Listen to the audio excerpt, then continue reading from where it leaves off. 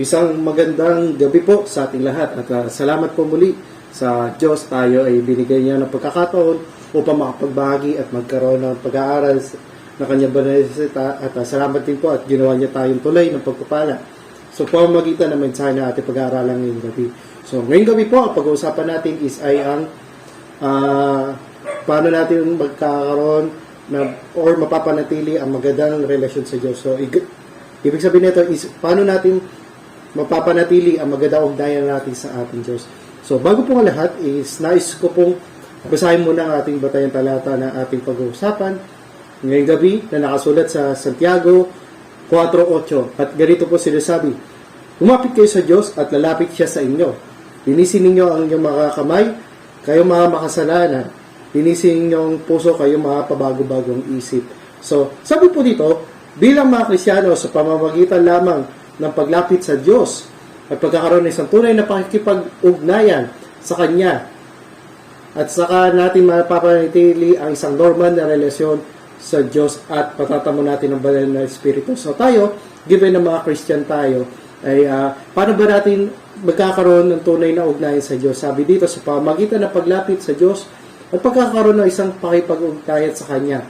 At ito ay gagawin nating normal or sabihin nating habitual ang pagkakaroon ng tunay na ugnayan sa ating Diyos. Katulad lamang ito, sinasabi ng isang dalawang tao, sabihin natin it's either kaibigan mo, kamag-anak mo, asawa mo, ay para kahit na tulad lamang ito sa pakikipag-ugnayan nyo sa isa't isa.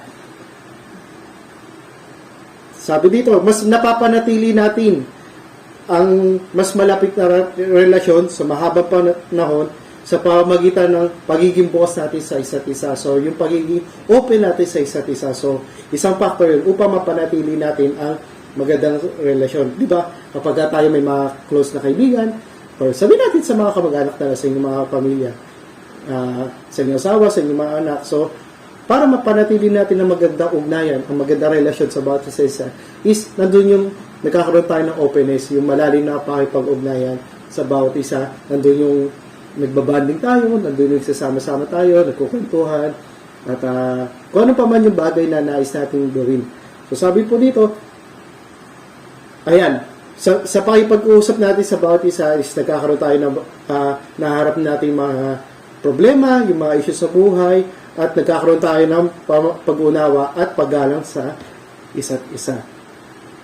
Ngunit sa panahong ito, given yung panahong ito sa mga panahong nagdaan, hanggang ngayon, lahat ay napakabilis na mga pangyayari.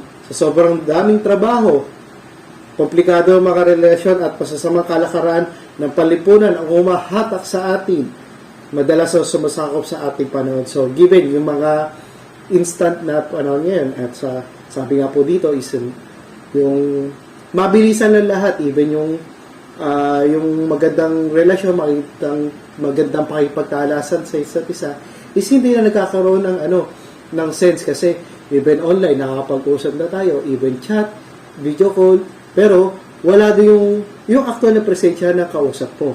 Wala doon yung nakikita mo siya ng harapan, wala doon yung thought, wala doon yung feeling na mas mapalalim yung pakipag-ugnayan nyo sa isa't isa. Ang ating mga puso ay madaling mabagabag ng mga tao, mga pangyayari at bagay na sanlibutan at pinipigilan tayong mapanatili ang normal na relasyon sa Diyos. So, sa panahong ito, isang factor na rin to kung bakit napipigilan yung magandang relasyon natin sa ating Diyos is, ayan, yung mga mabilisang pangyayari ngayon. Gadgets, instant na ganito, mabilisang transaksyon, mabilisang kalakaran. So, isa yun sa isang factor. Lalo ngayon, masyadong modern, masyadong high-tech, masyadong nakakaengganyo, ang internet, ang gadgets, ang social media, at kung ano pa man yung mga bagay na bigay ng dahilan upang mas lalo tayo mapalayo sa Diyos. Ito ang nagdadala sa atin ng lubusang paglayo at papalayo sa ating Diyos. At kapag hinaharap tayo ng mga isyong ito, nagiging mas mahirap sa atin ang mapanatag ang ating mga sarili sa harap ng Diyos na lumapit sa Diyos at hanapin ang kaliwanagan at gabay sa banal na Espiritu Isa na po dito, kapag gumagawa tayo ng mga bagay, kadalasang ginagawa natin, ang mga ito, na walang anumang tamang direksyon o layunin. Yung inisip natin na, pwede na to, okay na yan. Pero, hindi natin pinagpaplanuhang maigi, hindi natin inaalam yung mga bagay na, since wala tayong direksyon, wala tayong guidance, iniisip ba natin kung ito ba yung makakabuti o makakasama sa atin. At ang ating mga espiritu ay patuloy na nasa kalagayan ng kagan at pagkabalisa. Kaya paano natin tiyak na mapapanatili ang isang malapit na relasyon sa Diyos. Sabi po dito, merong apat na bagay na ating pag-uusapan. Ang una po, sabi po dito, na guide upang magkaroon tayo ng malapit na relasyon sa ating Diyos. Ang una po sabi dito, manalangin sa Diyos na may katapatan sa puso at hayaang makilusan ng banal na Espiritu. So manalangin tayo sa Diyos ng buong pagtatapat at hayaan natin na lalo natin maramdaman ang presensya ng banal na Espiritu at hayaan natin na siya ang kumilos sa buhay natin. Sabi po dito, ang pagbubukas ng ating puso sa Diyos ay hindi nakasalalay sa kung gaano karami ang nais nating sabihin sa Kanya. To be honest, hindi naman natin kailangan maging vocal, yung pasalita ba, yung outspoken ka sa ating Diyos. Kasi, even ang nilalaman ng ating puso, alam na ng ating Diyos kung ano yung gusto natin sabihin sa Kanya. Basta, ibukas mo yung puso mo at handa mo siya kausapin na malaliman at seryosohan. Sabi po dito, ayun nga po, hindi na natin kailangan gumamit ng mga bulaklak na salita o magarbo. Hanggat pinubuksan natin ang ating mga puso sa ating Diyos at sinasabi sa Kanya na ating tunay na katayuan, hanapin natin ang Kanyang gabay at kaliwanagan. Ito ay pakikinggan tayo ng Diyos. Kahit kaunti at simpleng salita lamang na ating sasabihin. For example, ngayong gabi, alam naman natin na mayroon tayong panalangin, mayroon tayong mga inihiling na particular mga bagay sa Diyos. Hindi kailangan ng ating Diyos na mabulaklak, hindi kailangan ng Diyos na mga garbong salita. Ang kailangan niya, bukas na puso at ang puso na handa mong iyalay sa ating Diyos. Kapag lumalapit tayo ng madalas sa ganitong paraan o pagtitipon man ay magiging panahon o sa mga panahon ng spiritual na devotion o katulad ng mga ganitong gawain natin na dinadaos ngayon. Kapag tayo man ay naglalakad sa kalye at nakaupo sa bus o trabaho, ang ating mga puso ay tahimik na nagbubukas sa Diyos sa panalangin. So, ang sinasabi po dito na kahit anuman ang ginagawa natin sa buhay, kahit gano'n man kaabalahan natin, kahit nasan man tayo naroon, kapag tayo nangungusap sa Diyos, bukas ang ating puso at sincere na nakikipag-usap sa ating Diyos, siya naman ay nakikinig sa atin. Di natin namamalayan, ang mga puso natin ay mas magiging panatag sa harapan ng Diyos. Mas naunawaan natin ang kalooban ng Diyos. At kapag naharap tayo sa mga issue, malalaman natin kung paano isasabuhay ang katotohanan upang masihan ang Diyos sa atin. Sa ganitong paraan, ang relasyon ng Diyos sa atin ay higit na magiging normal. Pangalawang bagay po na ating pag-uusapan. Sabi po dito, kapag nagbabasa ng mga salita ng Diyos, pag nilayan mo ito sa iyong puso at manawaan mo ang kanilang tunay na kahulugan. So yung una, sinasabi po, malalim na papakipag-ugnayan sa pamamagitan ng panalangin. Ito po pangalawa, pinupoint po dito is yung pag-aaral ng mga kanyang banal na salita. Ano po sinasabing banal na salita ng Diyos? Ito po ay ang Biblia. Sabi po dito, pag ningayan po natin ang mga salitang naisambitin ng Biblia sa pamamagitan ng pagbabasa at pag-unawa ito ng malaliman upang sa ganon, yung mga turo na nais iparating sa ating ng ating Diyos sa pamamagitan ng Biblia ay lubos natin itong maunawaan. Sabi po dito, ginagawa ng Kristiyano ang spiritual na devotion araw-araw sa pamamagitan ng pagbabasa ng mga salita ng Diyos. Paano tayo magbabasa ng salita ng Diyos sa paraang makakamit natin ang parehong magandang resulta at makakatulong upang maging mas malapit ang relasyon natin sa Diyos. Sabi po dito, sinasabi ng salita ng Diyos. Ito po, uulitin ko po, nais ko pong bigyan din ang sabi dito. Sinasabi ng salita ng Diyos. Ang mga tao ay naniniwala sa Diyos, iniibig ang Diyos at nagpapalugod sa Diyos sa pamamagitan ng pag-antig sa Espiritu ng Diyos gamit ang kanilang mga puso. Sa gayon, ang nakakamtan ang kanyang kaluguran kapag nakikibahagi sa mga salita ng Diyos sa kanilang puso. Sila ay gayon ay kikilusan ng Espiritu ng Diyos. So, pinoint na naman po dito yung bukas na puso. Sabi po dito sa pamamagitan ng pagdating Espiritu ng Diyos na gamit ang kanilang puso. Binanggit na naman po dito yung salitang puso sa pangalawang talakayin. Sinasabi sa atin na salita ng Diyos, kapag nagbabasa tayo ng kanyang salita, kailangan natin maggilay-gilay at maghanap ng kasama sa ating mga puso. Sino ba yung sinasabi na kasama sa ating mga puso? So, hindi yung katabi mo, hindi yung kasama mo ngayon, hindi kasama sa buhay, o di yung binabanggit na kasama sa ating puso is yung papasukin natin ang ating Diyos sa ating puso. Kailangan natin makamtan, kaliwanagan at pagpapaliwanag ng banal na Espiritu. At kailangan nating maunawaan ang kalooban ng Diyos at kung paano o kung ano ang kinakailangan niya sa atin. Sa pamamagitan lamang ng pagbabasa sa salita ng Diyos sa ganitong paraan ay magkakaroon ng bunga ang ating pagsisikap at lalo tayong lubusang mapalapit sa ating Diyos.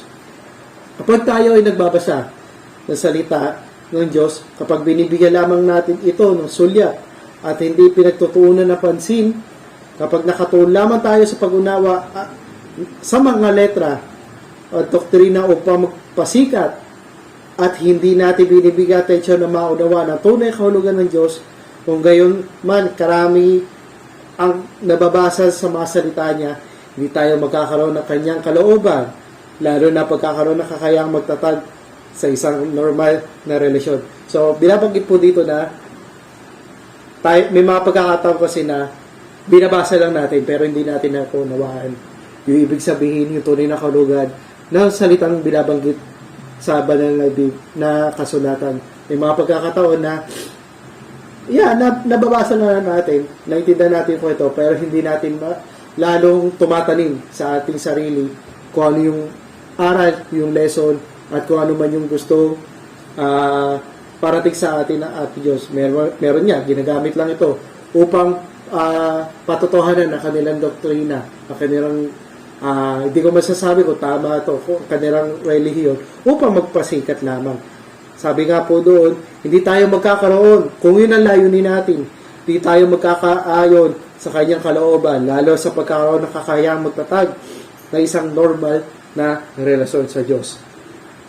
Pangatlong pag-uusapan po natin, sabi po dito, hanapin ang katotohanan at isabuhay ang mga salita ng Diyos sa lahat ng bagay. May kasabihan nga po, lahat ng iyong gagawin, lahat ng iyong kikilusin, lagi mo uunahin ang Diyos. Sa lahat, kahit anong paman yan, gagawin mo sa pang-araw-araw. Gumising ka, unahin mo ang Diyos, maglalaba ka, magtatrabaho ka, mag-aaral ka, palagi mong ilalagay sa unahan ang ating Diyos. Ang pinakapangunahing mga bagay sa mga Kristyano para mapanatili ang isang normal na relasyon sa Diyos ay ang hanapin ang katotohanan kapag nakaranas sila ng mga issue at isabuhay ito ayon sa kanyang salita. Ngunit sa buhay, kapag nakakaranas tayo ng mga issue, kadalasang umaasa tayo sa ating mga sariling kakayahan o gumagamit tayo ng sariling paraan para ayusin ang mga ito. So, ito, self-explanatory nito. Kapag may mga pangyayari na, sabihin natin may mga problema, may mga pagsubok na dumadaan sa ating buhay, is tayo, ang naging, siguro, idea ng iba sa atin, is inaayos natin base sa ating sariling kaalaman lamang o sa ating sariling kakayahan. Sabi dito, hinaharap natin ito ayon sa ating mga sariling kagustuhan. Madalang natin pinapatahimik ang ating mga sarili sa harapan ng Diyos at hinahanap ang katotohanan o hinaharap ang issue sa ayon sa kalooban ng Diyos.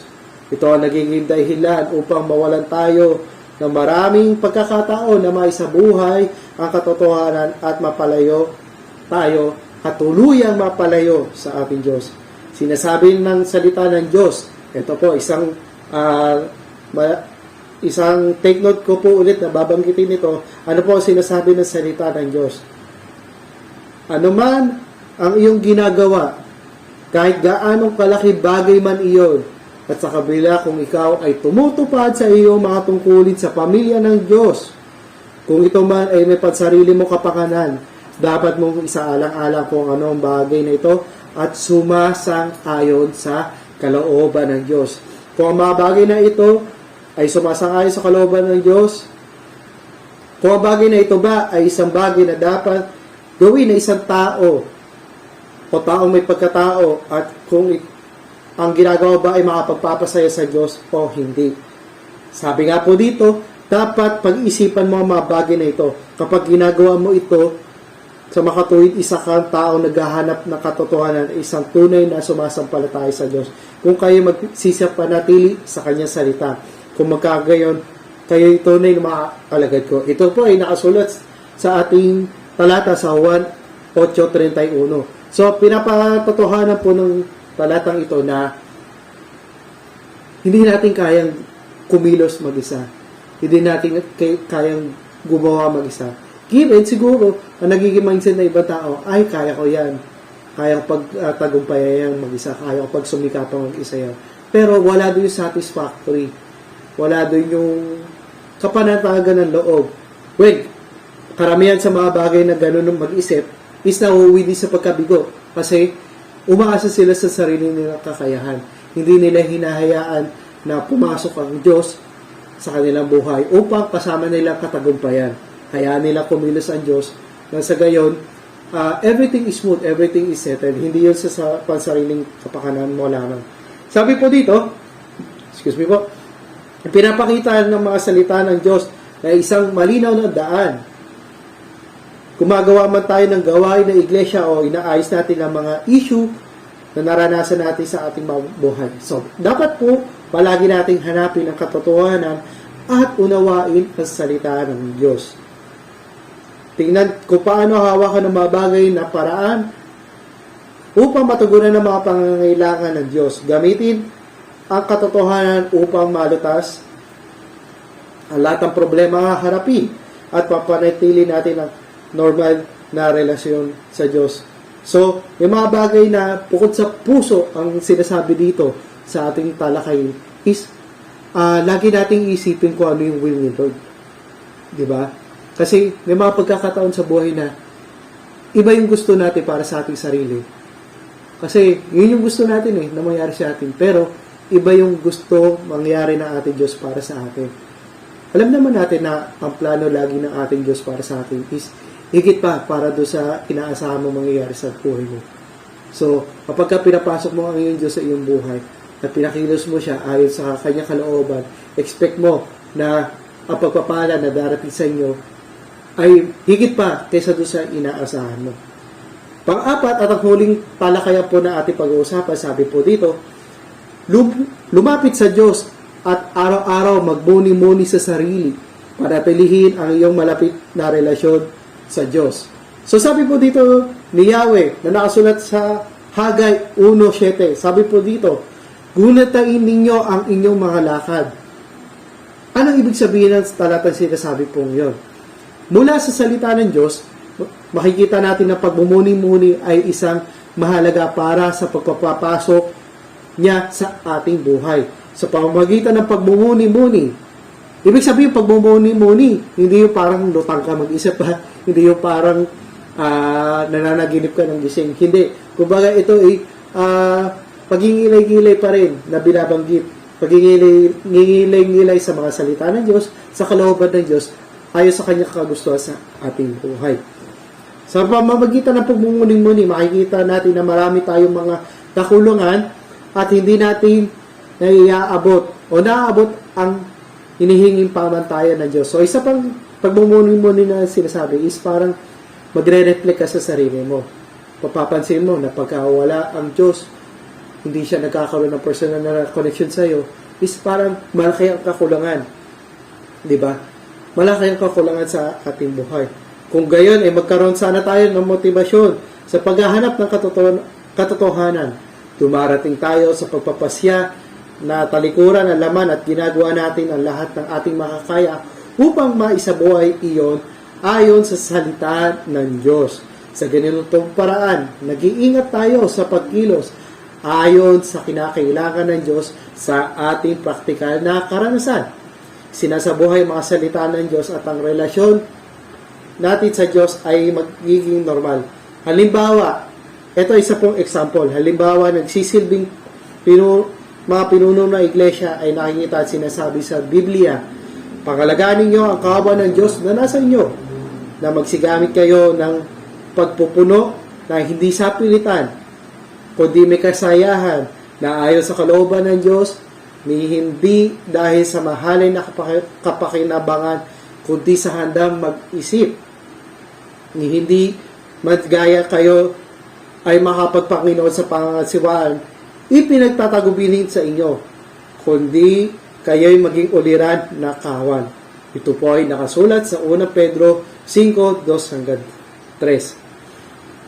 So, sabi po dito, nais ko lamang mag-iwan ng isang maiksing paalala or sabihin natin isang maiksing reminder sa bawat isa sa atin na ang 4 na puntos na binanggit ko po ngayong gabi ay ito isang daan lamang sa pagsasabuhay upang mas maging malapit tayo sa Diyos. Hanggat sa isinasabuhay natin ang mga gawang ito, ang ating relasyon sa Diyos ay magiging mas malapit. Pagkakaroon tayo ng isang daan na sa pagsasabuhay ang mga isyu na ating kakaharapin. Pagkakalob ang ating kapayapaan at kagalakan ng makapamuhay tayo sa ilalim ng kanyang pagpapala. So, pagkakaroon ng personal na relationship sa ating Diyos, hindi lamang ito ay iiwas tayo sa kapahamakan, iiwas tayo sa mga problema, tutulungan niya tayong harapin ang mga pagsubok na ating buhay. Ito ay isang paalala din na kapag tayo ay tuluyan na nagkaroon ng personal na relasyon sa Diyos, parang nandun magkakaroon tayo ng peace of mind. Laging nakahanda ang pagpapala para sa atin. Laging bukas sa kanyang mga palat, lagi siyang nandyan. Ano mang pagsubok, ano mang problema, ano mang kakaharapin natin sa ating buhay. So, napakahalaga na pagkaroon tayo ng personal na ugnayan sa Diyos. Napakahalaga na pagkakaroon ng devotion time, kagaya ngayon, mga gawain na ganito, napakahalaga ito sa pakipagpalakasan natin sa ating pananampalataya.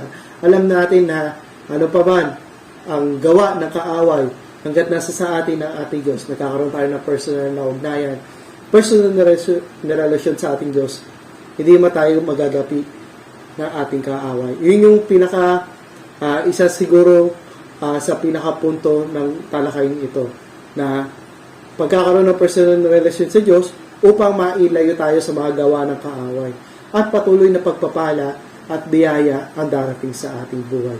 Mga kapatid, ngayong gabi, nawa magkaroon tayo ng may mga natutunan tayo sa ating talakayin at ito ay magsilbing paalala lamang, hindi lamang sa akin, o di sa bawat isa sa atin na patuloy na nag-aaral ng banal sa ito, na pagkakaroon ng personal na ugnayan, personal na relasyon sa Diyos ay isang napakahalagang bagay, lalo sa ating mga Kristiyano. Kasi gayon, patuloy niya tayong iingatan, patuloy niya tayong gagabayan, patuloy niya tayong iingatan, at higit sa lahat, patuloy niya tayong pagpapalain, siksik, liglig, at tumaapaw ng pagpapala. Mga kapatid, magandang gabi po, at salamat po sa Diyos, salamat po sa pagkakataong muli ito na nakapagpahagi tayo ng kahit na ising salita lamang. Purihin ang Panginoong Diyos at maraming salamat po sa Kanya. God bless po, and to God be the glory.